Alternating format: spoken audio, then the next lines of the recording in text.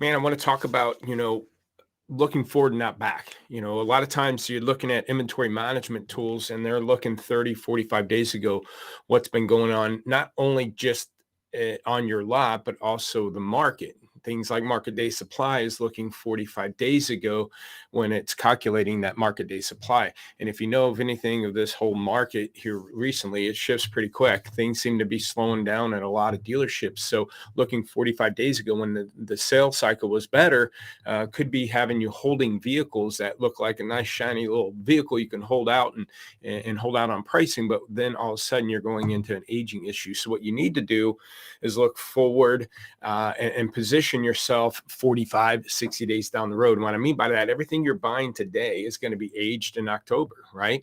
It's going to be over 60 days old in October for everything you're buying now and going forward.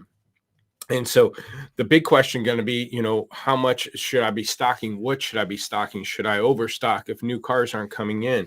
And one of the references we always, one of the things we have dealerships do is really look at, if you're going to look back, maybe just look at the last 2 weeks sales cycle and then project 2 weeks forward. That'll give you 4 full weeks or a month worth of, let's say, supply for your inventory.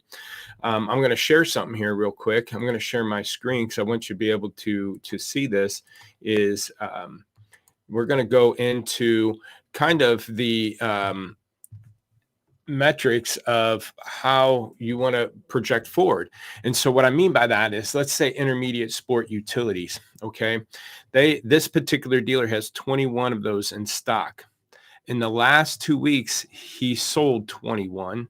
So going forward, 2 weeks forward, he's on pace to sell 42 for the month. So they need 21 units. You see what I'm saying there? The total in stock, 182. If they looked at just, and forget about breaking it down by segment or by year or make or so forth. But if you just look at inventory as a whole, 182 in stock, they've sold 98 in the last 2 weeks. That would put them on pace for 196 in a 4-week cycle. So tomorrow or 2 days, 5 days down the road, if that 98 shifts to 90, they're only on pace for 180, then they're going to be 2 units heavy and not 14 units light. Okay. See my point? If in the next 2 days sales pick up and they have actually sold 104 in the last 2 weeks, that puts them on pace for 208. They have 182 in stock. So they'll need 22 units. So again, my fear is that if you happen to look at a 45-day sales cycle, right? If you look at a 45-day sales cycle or 30 days ago, my volume could have been a lot heavier 45 days ago. And so the system's going to tell you to keep stocking more, even though sales might have slowed down the last week or two. Okay. So, that's what I'm talking about is look 45 days forward or 30 days forward or 60 days forward and stop looking so much and relying so much on the backwards data because, again, as fast as this market's moving, and we're going to run into typical slower times. I would use this August and September selling seasons, right? Use these months of selling to position yourself for that slower October, November market that's coming up. So there's going to be a bunch of metrics that you're going to want to look at, both carry to sell right by age buckets. And again, you want to do bucket management. And we always go back to our first 30. We have these wristbands here. We preach to dealers, if you want gross and volume, increase the amount of cars you sell in the first 30 days. And so if you're going to be looking at first 30 and want to increase the amount of cars you sell in the first 30 days, or just want to prevent a bleed through either way, you want to look at every age bucket, look at how much dollars are in those age buckets, and then take a snapshot of what you've sold in the last 2 weeks out of those age buckets. Okay. So that way I'm projecting again, going forward saying, okay, 30% of my inventory is 16 to 30 days old, but only 15% of my sales in the last 2 weeks are going out of the 16 to 30. So if I have 30% sitting there and only 15% of my sales going out there going forward, if nothing changes, 15% of those cars are going to bleed through and go into the 31 to 45 day bucket. Okay.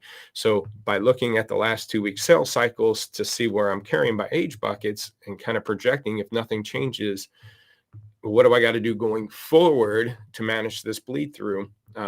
That's again how best practices. You want to manage your inventory and stay ahead of this shifting market, because just carry what you sell what you carry based on a 2 week sales cycle. Again, times 2 weeks times 2. And that way you'll know then. Again, you can watch my videos from a year and a half ago when pandemic hit and the market started shutting down. I wasn't out there telling dealers to dump their inventory. What I was telling them is just continue to sell at your 2 week sales cycle. If your sales really start dropping off, then start cutting back. Don't be buying as much. If they start increasing, then start increasing the buying. Just go to your sales cycle to dictate how much inventory you need going forward into these next few months. Okay. Stop looking so far back at the 30 and 45 days. Hope this tip was helpful. If you'd like to get a free inventory evaluation, go to lotpop.com. Also, we got the Lotpop University coming up. We got one in next week, which might be short notice for a lot of people, but I'm excited about my September university. The reason why we're going into a brand new facility. I'm going to have a 3,500 square foot training facility. I just posted a video about that. It's going to allow me to host a lot more people at this event, and it's our anniversary in September, 8-year anniversary for the company. So I'm going to have a special announcement going into that workshop. Keep an eye out for that. Again, I hope you have a strong August.